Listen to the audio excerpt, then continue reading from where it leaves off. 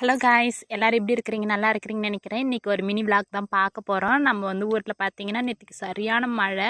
அதில் பார்த்தீங்கன்னா பூஞ்செடி நான் எவ்வளோ நாளாக அவர்கிட்ட கேட்டுட்டு இருந்தேன். ஆனால் அவர் சொல்லவே இல்லை பூஞ்செடி வாங்க போகிறேன் அப்படின்னு சொல்லிட்டு வாங்கிட்டு வந்து கொடுத்துட்டாரு. அது அவரே நட்டும் விட்டுட்டாரு. எனக்கும் ஒரு தோட்டத்தை உருவாக்கி விட்டுருக்கிறாரு. என்னென்ன செடி நட்டுருக்குறோன்னு பார்க்கலாம். இது பார்த்தீங்கன்னா சின்னதாக இருக்குது பாருங்கள், முல்லைக்கன்று. இதுக்கப்புறம் தான் இது பெருசாக ஆகும்.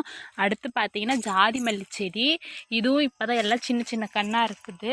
அடுத்து இந்த ரோஸ் பார்த்தீங்கன்னா உங்களுக்கு முன்னாடியே நான் விளாகில் போட்டிருப்பேன். அடுத்து பெரிய கல் ரோஸ் பாருங்கள். நான் வந்து ரோஸ் செடியே வேணான்னு சொன்னேன். ஏன்னா இது ஒரு டைம் தான் இது மாதிரிலாம் பூக்கும். அதுக்கப்புறம் நம்ம வந்து போடுற எஃபெக்ட் பொறுத்து தான் அது பூ வைக்கும் அப்படின்னு சொல்லுவாங்க.